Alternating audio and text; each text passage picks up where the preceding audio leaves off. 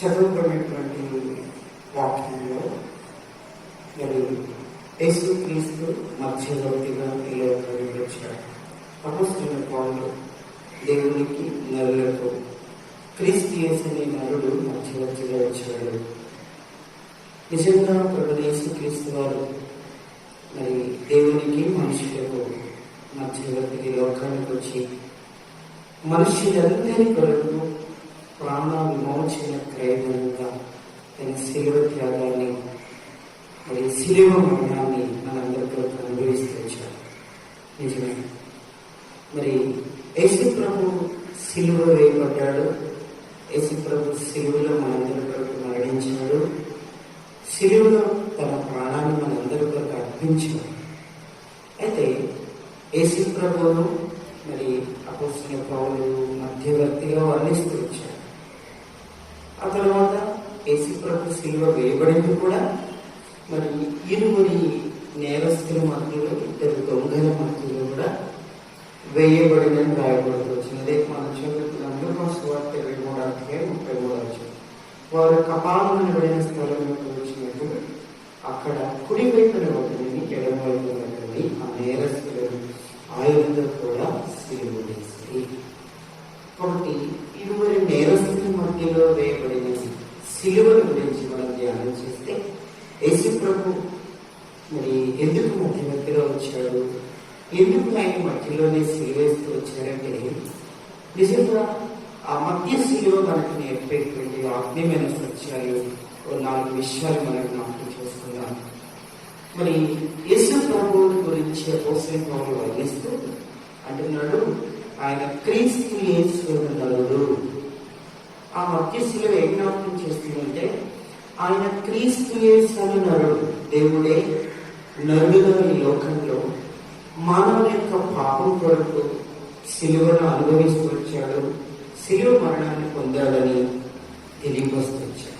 నిజమే, మనం ఆలోచిస్తే ఆ శిలువ ఏం జ్ఞాపకం చేస్తుందంటే నీ స్థానం నా స్థానాన్ని జ్ఞాపకం చేస్తుంది.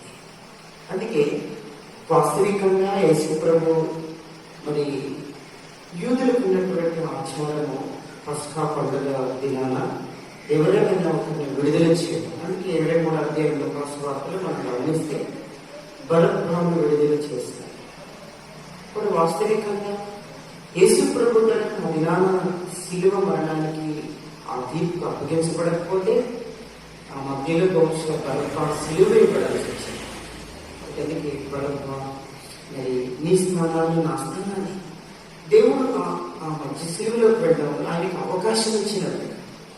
అందుకే ప్రభు మనందరినీ ప్రేమించి మనందరికీ బదులుగా మన స్థానంలో ఆయన శిలువ వేయబడుతుంది. అందుకే మరి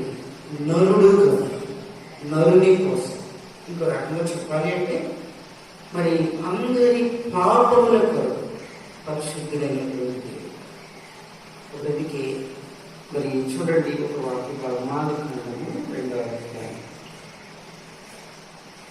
ఆదికాండము 2వ అధ్యాయము 8వ వచనం. దేవుడిని యెహోవా నేలమంటుతో నరుని నిర్మించి వారి నాసికారంధ్రములో జీవవాయువును వదలగా నరుడు జీవాత్మనాయను. కాబట్టి నరుని చేసినప్పుడు జీవాత్మతో చేస్తూ వచ్చాడు. ఆదాము చేసినప్పుడు జీవము, ఆత్మ, శరీరం ఒక శ్రేష్టమైనటువంటి నిర్మాణం. కాబట్టి జీవాత్మతో చేశారు. కానీ అపొస్తలుడైన పౌలు కొరింథీయులకు రాసిన మొదటి పత్రిక 15వ అధ్యాయంలో చెప్పడానికి ఆ నరుడు గురించి ఏం రాయబడి వచ్చిందంటే మొదటి కొరింథీయులకు రాసిన పత్రిక 15వ అధ్యాయం 45వ వచనం. ఇందు విషయమై ఆత్మని మొదటి మనిషి జీవించే ప్రాణి అయినట్టు రాయబడేది. ఇందాక జీవాత్మను చదువుతున్నాం, ఇప్పుడు జీవించే ప్రాణి అంటే ఆత్మ. ఎఫెసీ పత్రిక 2వ అధ్యాయంలో చెప్పబడిన మాట ప్రకారం పాపముల చేత అపరాధముల చేత 2వ అధ్యాయంలో ఒకసారి మొదటి వచ్చారు, మీ అపరాధముల చేత పాపముల చేత మీరు చచ్చిన వారే. మరి పాపము మనిషిని జీవం లేని వ్యక్తిగా చేసింది, తన ఆత్మను మతమేలుగా చేసింది. అందుకే యేసు ప్రభు మధ్యలో ఎందుకు సిలువేయబడ్డాడంటే, క్రీస్తు యేసు అనే నరుడు ఎందుకు సిలువేయబడ్డాడంటే నరుని జీవాత్మతో చేశాడు, కానీ ఆత్మ పోయింది. జీవించు ప్రాణి అయ్యాడు. ఎందుకంటే ఆజ్ఞాతిక్రమం, పాపమును బట్టి మనిషి మృతమైన వాడిగా కనబెట్టుకోవచ్చు. అందుకే మొదటి కొరింథీయులకు రాసిన పత్రిక 15వ అధ్యాయంలో 55వ వచనం రాయబడింది, విజయవంతు మరణము మృంగివేయబడినది రాయబడిన వాక్యము నెరవేరేను. ఒకటికి యేసు ప్రభు యొక్క మరణం యొక్క గొప్పతనం ఏంటంటే మనుషులందరూ వారి వారి పుట్టినరోజుని చాలా సంతోషంగా ఘనంగా జరుపుకుంటారు. ఇతర దేవతలు, దేవుడు అనబడే వాళ్ళు కూడా వారి పుట్టినరోజు దినాన్ని చాలా గొప్పగా ఆచరిస్తారు. కానీ యేసు ప్రభుత్వమైనటువంటి గొప్పతనం ఏంటంటే ఆయన పుట్టినరోజును ఘనంగా ఆచరిస్తారు, ఆయన మరణ దినాన్ని కూడా ఘనంగా ఆచరిస్తారు. ఎందుకంటే ఒక మరణించినటువంటి మరణ దినాన్ని ఎవరు కూడా సంతోషించరు. ఈయన మరణ దినం కూడా ఒక పండగ ఎందుకైందంటే, ఒక సంతోషదాయకంగా ఎందుకైందంటే ఆయన మరణాన్ని మిగిలేసింది. ఆయన మరణము మనిషి యొక్క మరణం యొక్క స్థితిని ఎప్పుడో చేస్తూ వచ్చింది. అందుకే మనుషులుగా మనందరము పాపం చేస్తే ఆ పాపాన్ని బట్టి మరణం వస్తే ఆ మరణాన్ని తీసివేసి కాబట్టి మరణించిన మానవునికి జీవానికి వస్తూ వచ్చాడు. అందుకే ఆయన మధ్యవర్తిగా నీ కొరకు నాలుగు శిలువలో మరణించవచ్చు. అందుకే పాపము మానవుని జీవితంలో మనిషిని మృతమైనదిగా చేసింది ఆయన శిలువ. క్రీస్తు యేసునాడు మధ్యవర్తిగా ఆ శిలువకెక్కి శిలువ మరణాన్ని అనుభవించి మరణించినటువంటి మానవునికి జీవాన్ని పోస్తూ వచ్చాడు. పాపము మానవుని జీవితంలో మరణాన్ని తీసుకొచ్చింది, ఆయన శిలువ మరణము మానవుని జీవితంలో జీవాన్ని తీసుకొచ్చింది. తర్వాత రెండోది చూద్దాము. లూకా సువార్త 23వ అధ్యాయం అదే భాగంలో 23వ అధ్యాయం అదే భాగంలో వారి కపాలం అనబడే స్థలంలోకి వచ్చినప్పుడు అక్కడ కుడివైపు ఒకరిని ఎడమవైపు ఒకరిని ఆ నేరస్తులను ఆయనతో కూడా సిలువ వేసి ప్రభు శిలువ మరణాన్ని గురించి ఆలోచిస్తే, ప్రభు జీవితాల గురించి ఆలోచిస్తే అపోస్తలుడైన పౌలు అంటున్నాడు ఆయన మధ్యవర్తిగా వచ్చాడు అని చెప్తూ వచ్చాడు. అంటే ఆ శిలువను ఆలోచిస్తే ఎడవైపున విధంగా కుడివైపున విధంగా నిరుగురు నేరస్తుల మధ్యలో కూడా ఈయనను ఒక నేరస్తులుగా ఎంచాడు. ఈ 23వ అధ్యాయంలోనే 2వ వచనంలో ఇతడు మా జనమును తిరగబడి ప్రేరేపించు కైసరునకు పన్నీయవద్దని తానే క్రీస్తును ఒక రాజును చెప్పగా నేను వింటిమైన ఆయన మీద నేరము మోపసాగిరి.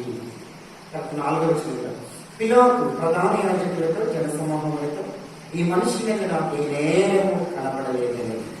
ఆ తర్వాత 16వ అధ్యాయం 16వ వచనం 17వ వచనం తర్వాత ఇంకా అక్కడ గురించి మనం గమనిస్తే నేరములు మోపితే అక్కడ తీర్పు తీర్చే అధికారులు అంటారు వీరికి మరణాలు తగిన నేరం ఏది లేదు. వీళ్ళలో మీరు చెప్తున్నట్టు నేరాలు కనబడట్లేదు. కాబట్టి నేరస్తుల మధ్యలో ఒక నేరస్తుడుగా ఒకరికి మనిషి యొక్క పాపం మొదటిగా మనిషిని మృతమైనదిగా చేసేది. తర్వాత రెండోదిగా మనిషి యొక్క పాపం మనిషి మీద నేరాలు కూడా చేసేదిగా ఉంటుంది. అందుకే యేసు ప్రభు శిలువకు వెళ్ళడానికి ప్రాముఖ్యమైనటువంటి కారకుడైనటువంటి వ్యక్తి యూదా ఇస్కరియోతు. నిజంగా ఆయన శిలువకు అప్పగించినటువంటి వ్యక్తి. ఆ వ్యక్తి జీవితం ద్వారా కూడా నిజంగా మానవుని యొక్క పాపము నేరారోపణ ఎక్కడెక్కడ చేస్తుందో చెప్తుంది. అందుకే మనిషి యొక్క పాపము నేరారోపణ చేస్తుంది. ఓకే, మనిషి చేసినటువంటి పాపం చాలాసార్లు ఎవరు చూడలేదు అనుకోవచ్చు, ఎవరికి తెలియకపోవచ్చు, అనుకోవచ్చు. ఒకవేళ తెలిసిన దాన్ని తెలివితో యుక్తితో మెయింటైన్ చేసుకోవాలనిపించవచ్చు. కాబట్టి నీ పాపము కనబడకుండా మరుగు చేసుకున్నట్టు ప్రయత్నాలు ఎన్నో చేసి ఉండొచ్చు. అందుకే మనిషికి ఉన్నటువంటి జ్ఞానం ఏంటంటే, తెలివి ఏంటంటే తన పరపు కనుగోలేదు. ఒకవేళ ఎవరైనా కనుగొన్న దాన్ని మరుగు చేస్తాడు. మానవుడికి ఉన్నటువంటి గొప్పతనం రహస్య పాపం చేసి రహస్యంగా ఉంచడం. అయితే దేవుడి యొక్క గొప్పతనం ఏంటంటే మానవుని యొక్క పాపాన్ని, రహస్యమైన పాపాన్ని కూడా వెలుగులోకి తీసుకురావాలి. అందుకే నీ ముఖ కాంతిలో నా రహస్య పాపం కనిపించడం. కాబట్టి అందుకే మనిషి యొక్క పాపాన్ని దేవుడు 3 స్థలాల్లో రికార్డ్ చేస్తున్నాడు, ఉంచుతున్నాడు. రేపొద్దున దాన్ని అంతా కూడా బయట పెట్టబోతున్నాడు. అందుకే మొదటిగా మనం ఆలోచిస్తే సృష్టి. ఆకాశం ఆలోకించడం, భూమి చెవులు. యెషయా మొదటి అధ్యాయం. అపొస్తలుల కార్యం మొదటి అధ్యాయంలో మీరు ఆలోచిస్తే యూద ఇస్కరియోతు ఒక చెట్టుకి ఉరివేసుకున్నట్టు, ఆ చెట్టు కిందకి పడవేసినట్లు, నడిమికి బద్దలై చనిపోయినట్టు, ఆ చెట్టు కూడా ఇంత గొప్పదైన దేవుణ్ణి ఇలా చంపావు, నువ్వు నా మీద గురి పోసుకుని యోగ్యత నీకు లేదు అని ఆ చెట్టు తిరగబడి కింద పడవేసి, ఒకవేళ అలాంటి మరణాన్ని పొందుతున్నట్టు కూడా మనకు అర్థమవుతుంది. అందుకే మనిషిని పాపం సృష్టిలో రికార్డ్ అవుతుంది. అందుకే హబక్కు 2వ అధ్యాయంలో కూడా గోడలలోని రాళ్ళు మొదలుపెట్టొచ్చింది. అందుకే నువ్వు చేసే ప్రతి పాపము దేవుడు ఈ సృష్టి రికార్డ్ అయ్యేటట్టుగా చేస్తున్నాడు. దాచుకోలేదు, దాగి ఉండలేదు, తప్పించుకోలేదు. కనుక రెండవదిగా మనస్సాక్షిలో కూడా రికార్డ్ అవుతుంది. అందుకే మొదటి యోహాను పత్రిక 3వ అధ్యాయంలో కూడా ప్రభు సెలవిస్తూ వచ్చాడు. మొదటి యోహాను పత్రిక 3వ అధ్యాయము 19వ వచనం 20వ వచనం. ఇందువల్ల మనము సత్య సంబంధమైన ఎదుగుదము, దేవుడు మన హృదయం కంటే అధికుడై సమస్తని ఎరిగి ఉన్నాడు. కానీ మన హృదయం ఏ విషయంలో దోషంలో కూడా చేయడం, ఆయా విషయములను ఆయన ఎదుట మనము మన హృదయములను సమ్మతిపరచుకుంటున్నాం. స్త్రీలో మన హృదయం మన ఎందుకు దోషారోపణ చేయలేగా దేవుని ఎందుకు ధైర్యము గలవారు. ఎందుకంటే పాపము మరి మనస్సాక్షిలో మరి నువ్వు ఇలా తప్పు చేసావు అందరూ చూడండి, తప్పు చేయగానే మనస్సాక్షి అంటే ఇదిగో నువ్వు తప్పు చేసావు, నువ్వు పాపం చేసావు, నువ్వు తప్పు చేసావు అని వెంటనే తెలియపరుస్తుంది. అందుకే తర్వాత మతీ సువార్తలో కూడా యూదాయిస్కరియోతు చెప్తాడు. ఏమని చెప్తాడంటే, ఇదిగో నేను నిరపరాధ రక్తం అందించి అప్పగించి నేను నిరపరాధ రక్తం. మతీ సువార్త 27వ అధ్యాయం 4వ వచనం. నేను నిరపరాధ రక్తం అప్పగించి పాపం చేస్తానని చెప్పాను. కాబట్టి తనని ఎవరూ అనలేదు, తనకి అనిపిస్తుంది, తన మనస్సాక్షి చెప్తుంది, ఇదిగో ఇలా పాపం చేసి ఇలా నిరపరాధి అనే వ్యక్తిని అప్పగించామని చెప్పి తన మనస్సాక్షి కొట్టుగా అంటే పాపం సృష్టి రికార్డ్ చేస్తుంది, మనస్సాక్షి కూడా రికార్డ్ చేస్తుంది. అంతేకాదు నిజంగా 2వ వచనంలో యూదా పాపము ఇనుప గంటలతో లిఖించదు. ప్రకటన 20వ అధ్యాయంలో కూడా మరి మనం చేసినటువంటి ప్రతి పాపము కూడా గ్రంథస్థం చేయబడుతుంది, పుస్తకంలో లిఖించబడుతుంది. మనుషుడా నీ పాపము మరి పుస్తకాలు గ్రంథాల్లో రికార్డ్ అవుతుంది, నీ పాపము సృష్టి రికార్డ్ చేస్తుంది, నీ పాపం మనస్సాక్షి రికార్డ్ చేస్తుంది. ఇవన్నీ ఒక దినాన్ని నీ మీద నేరారోపణ చేయబోతుంది. ఆ నేరస్తుల మధ్య ప్రభు నేరస్తులుగా చేసి సిలువ వేయబడి నీ నేరమును కొట్టివేస్తుంది. అందుకే ఇంకా మీకు అర్థమవడానికి యోహాను సువార్త 8వ అధ్యాయంలోకి వెళితే అక్కడ పాపం చేసినటువంటి ఆ స్త్రీ దగ్గరికి వచ్చి రాళ్ళు కూడా పట్టుకున్నారు. ఆల్రెడీ పాపం చేశాను, రెడ్ హ్యాండెడ్ గా పట్టబడింది, పాపం చేసేందుకు సాక్ష్యాలు ఉన్నాయి, ఏమైనా చంపుతాం. అందుకే ఒక మనిషి యొక్క పాపము నేరస్తుడు అని రుజువు చేయబడిన తర్వాత శిక్ష చాలా మరి తీవ్రంగా వస్తుందన్నమాట. శిక్ష కన్ఫర్మ్ అవుతుంది.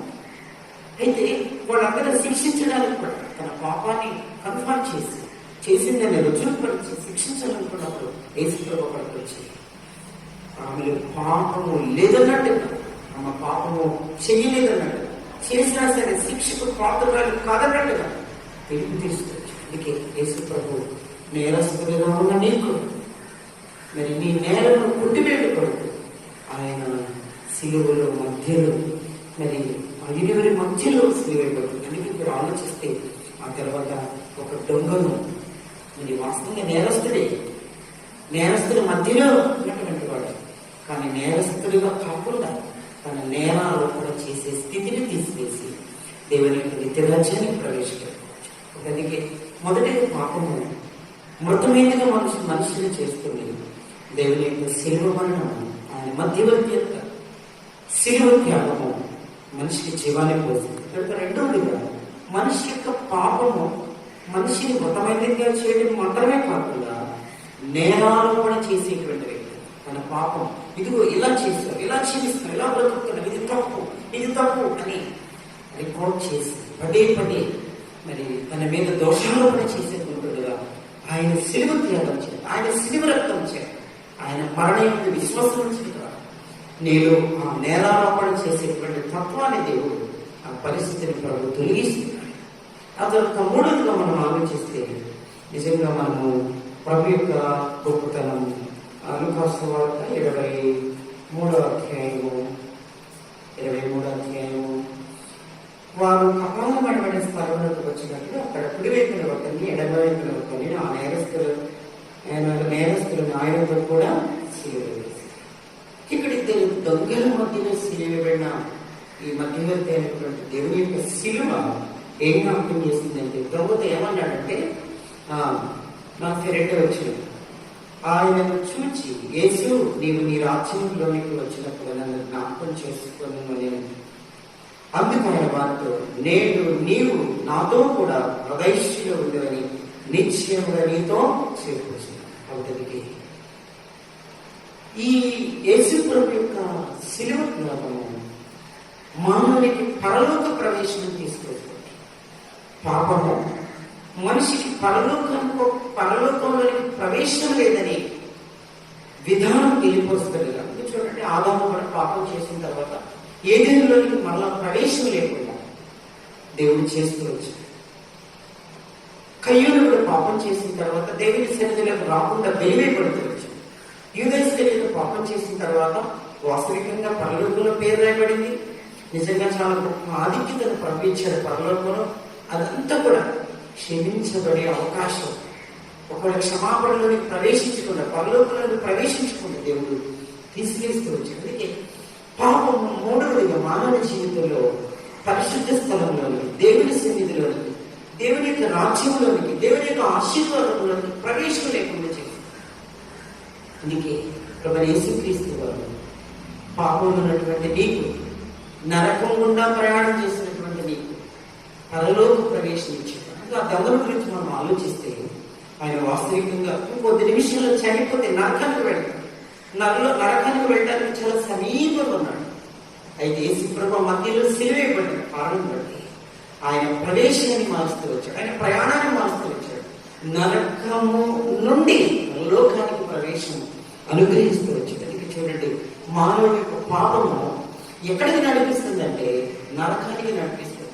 అందుకే యేసు ప్రభు యొక్క సిలువ ఎటువంటిదంటే, మొదటిగా జీవాన్నిచ్చేదే కాదు, రెండవదిగా మానవుని యొక్క నేరారోపణ చేసే స్థితిని కొట్టివేసేదే కాదు, మూడవదిగా మానవుని యొక్క ప్రయాణాన్ని మార్చేది, మానవునికి పరలోక ప్రవేశం అనుగ్రహించేది. ఎందుకంటే ఆయన సిలువ మనము నరక యాతనను అనుభవించింది. నరక యాతన. అందుకే లూకాసు సువార్త 15వ అధ్యాయంలోను తర్వాత ప్రకటన గ్రంథంలో మనం ఆలోచిస్తే నరకాన్ని గురించి చెబుతూ, నరకంలో చీకటి ఉంటుందని, నరకంలో కేకలు వేయటం పండ్లు కొరుకుంటుందని, నరకంలో దప్పిక ఉంటుందని చాలాసార్లు మనం విన్నాం. అందుకే ధనవంతుడు కూడా ఒక్క చుక్క నీళ్లు, అక్కడ చీకటి ఉంటుందని, అక్కడ కేకలు ఉండేది. అందుకే యేసు ప్రభు సిలువలో ఏమనుభవించాడంటే నరక యాతన అనుభవించి మనిషికి నరకకు ప్రవేశం లేకుండా చేస్తూ వచ్చాడు. ఆ సిలువ త్యాగాలను విశ్వసిస్తే, ఆ సిలువ త్యాగం విశ్వాసం ఉంచితే నరకం నుంచి దేవుడు తప్పించి పరలోక ప్రవేశం ఇస్తాడు. అందుకే చూడండి, మరి దేవుడు సిలువను అనుభవించినటువంటి విషయాన్ని జ్ఞాపకం చేస్తాడు. మత్తయి సువార్త 27వ అధ్యాయము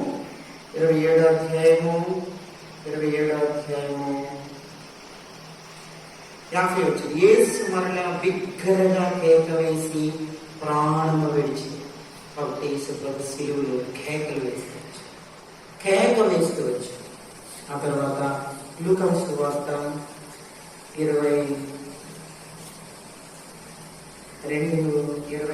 అధ్యాయము 44 వచ్చింది. అప్పుడు రమాలని మా తీర్మానమైనది, అది మొదలుకున్న 3 గంటల వరకు ఆ దేశమంతా మీద చీకటి కమ్మి. కాబట్టి ఇందాక చూస్తే కేకలు సిలువలు అనుభవించాడు, తర్వాత చీకటిని కూడా ఆ సిలువలు అనుభవించాడు. అక్కడ యోహాను సువార్త 19వ అధ్యాయము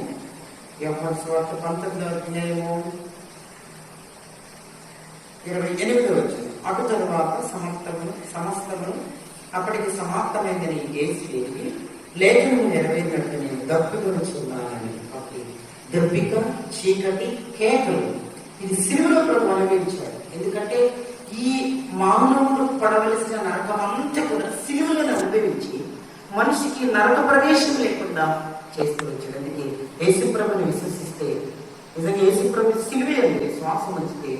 అందుకే యోహాను సువార్త 5వ అధ్యాయంలో కూడా 24 వచ్చినప్పుడు అంటాడు, నా మాట విని నన్ను పంపిన వాడి విశ్వాసం ఉంచేవాడు నిత్య జీవం గలవాడు, వాడు తీర్పులోనికి రాక మరణంలోని జీవములోనికి దాటి ఉన్నాడని మీతో నిశ్చయముగా చెప్పుచున్నాను. కాబట్టి అందుకే నువ్వు ఆయన సిలువ త్యాగమేందు ఆయన మరణాన్ని విశ్వాసం ఉంచితే ఖచ్చితంగా నరకము నుండి పరలోకానికి ప్రవేశం ఉంది.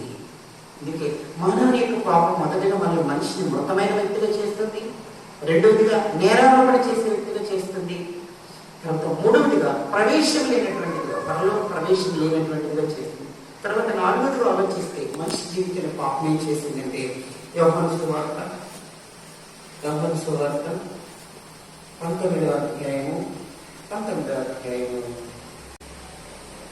27 వచ్చి తరువాత శిష్యులు చూచి ఇదిగో నీ తల్లి అని చెప్పాను. ఆ గడి నుండి ఆ శిష్యుడు ఆమెను తన ఇంట చేర్చుకో. 25 నుంచి కూడా 27 వరకు చూస్తే యేసు ప్రభు సిలువలో ఆఖరిగా తన ప్రాణం విడిచి కొద్ది నిమిషాల ముందు నిజంగా యోహాను ఒక బాధ్యతను అప్పగిస్తున్నాడు. ఇదిగో నీ తల్లి, ఇదిగో నీ కుమారుడు. ఇదేం జ్ఞాపకం చేస్తుందంటే మనిషి యొక్క పాపము సంబంధాలు లేకుండా, అంటే పాపము సంబంధాలను తెంపేదిగా ఉంటుంది కాబట్టి ఒకరితో ఒకరు సంబంధం లేనటువంటిదిగా చేస్తుంది. కానీ యేసు ప్రభు సిలువ నిజంగా తెగిపోయినటువంటి ప్రతి సంబంధాన్ని కూడా, పోగొట్టుకున్నటువంటి ప్రతి సంబంధాన్ని కూడా తిరిగి కలుపుతుంది అనేటువంటిది జ్ఞాపకం చేస్తుంది. అందుకే యేసు ప్రభు మధ్యవర్తిగా ఈ లోకానికి వచ్చి నిజంగా దేవాది దేవుని యొక్క పరమ తండ్రి యొక్క దేవుని బాధ్యత, భూమి మీద జన్మనిచ్చిన తల్లిదండ్రుల బాధ్యతను కూడా సంపూర్ణంగా నెరవేర్చాడనేటువంటిది ఈ సిలువ త్యాగం జ్ఞాపకం చేస్తుంది. అందుకే ఆ చివరి సమయంలో కూడా తల్లిని మర్చిపోయాడు. కానీ 7 దినాలు మనిషిని పాపం చేసి పాపంలో బ్రతుకుతూ ఉన్న సంబంధాలు కూడా తెంపుకుంటున్నాడు. అందుకే చివరి కాలంలో మరి అనేకులు ప్రేమ చల్లారు, అక్రమం విస్తరిస్తుంది, పాపం విస్తరించే దినాలని చెబుతూ దేవుడు అంటాడు, మరి ఇదిగో ఒకరి మధ్య ఒకరికి విరోధం కలిగి చేస్తుంది. అంటే సంబంధాలు తెగిపోతాయి, సంబంధాలు దూరం అవుతాయి. అందుకే యేసు ప్రభు సిలువ వైపు చూస్తే ఆ సిలువలో యేసు ప్రభు నిజంగా తెగిపోయిన సంబంధాలను కలుపుతూ వచ్చాడు. ఆదికాండం కూడా మనం ఆలోచిస్తే నిజంగా ఆదికాండం అంతా కూడా సంబంధాలు తెగిపోయినటువంటి విధానం. ఆదికాండం మొదట్లో ఆదాముకి దేవునికి మధ్య ఉన్న సంబంధం, ప్రతి చల్లపూట దేవుడి ఆదాముతో సహవాసం చేసి అది తెగిపోయింది పాపాన్ని బట్టి. ఆ తర్వాత కొంచెం ముందుకు వెళితే కయ్యూని హేబేలు అన్నదమ్ముల మధ్య సంబంధం తెగిపోతుంది. ఆ తర్వాత కొంచెం ముందుకు వెళితే మరి నోవహు కుటుంబంతో అక్కడున్న లోకస్తుల ప్రజల యొక్క సహవాసం సంబంధం తెగిపోతుంది. ఎందుకంటే పాపం ఎప్పుడు కూడా సంబంధం లేకుండా చేస్తుంది.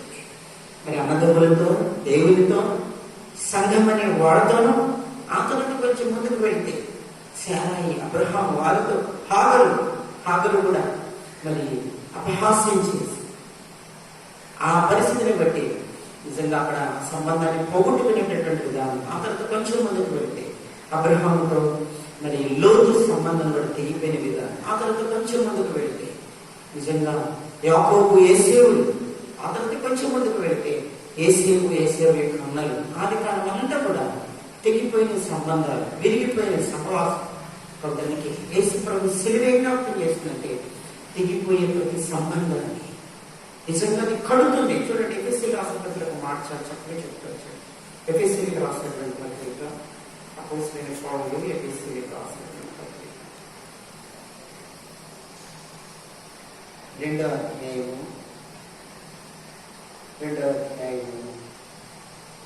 14వ వచనం. ఆయన మన సమాధానమైంది మీకును మాకును ఉండిన ద్వేషం అనగా విధిరూపకమైన ఆజ్ఞలు గల ధర్మశాస్త్రము తన శరీరం అంతా కొట్టివేయ చేత మధ్య గోడను పడగొట్టి మన ఉభయులను ఏకం చేస్తుంది. ఇట్లు సంధి చేయించి ఈ ఇద్దరిని తన యొక్క గొప్ప నూతన పురుషులుగా సృష్టించి తన సిలువ వలన ఆ ద్వేషమును సంహరించి దాని ద్వారా వీరిద్దరిని ఏక శరీరముగా చేసి దేవునితో సమాధానపరచవాలని ఈలాగ చేసిన కనుక ఆయన మన సమాధానకారకుడై ఉన్నాడు.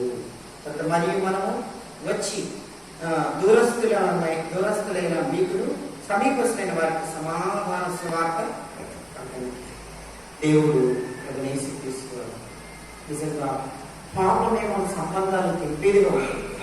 ఆయన సిలువ వలన ప్రతి సంబంధాన్ని, ప్రతి ద్వేషాన్ని, ప్రతి అసమాధానాన్ని, ప్రతి అడ్డుకోవడము, ప్రతి విరిగిపోయిన సహవాసాన్ని కట్టేటువంటిదిగా, ఒకటిగా చేసేటువంటిది. నిజంగా మనలో ఉన్న పాపం చాలాసార్లు దేవుడికి దూరం చేసేది, కానీ ఆయన సిలువ మరణం చేత మనము దేవుడితో ఏకమవు, తండ్రితో ఏకమవు.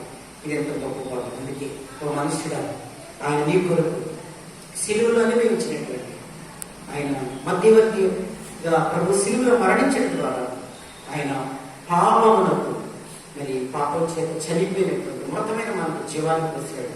మన పాపం మన మీద నేరారోపణ చేస్తుండగా ఆ నేరారోపణ చేసే స్థితి నుంచి వినిపిస్తూ వచ్చాడు.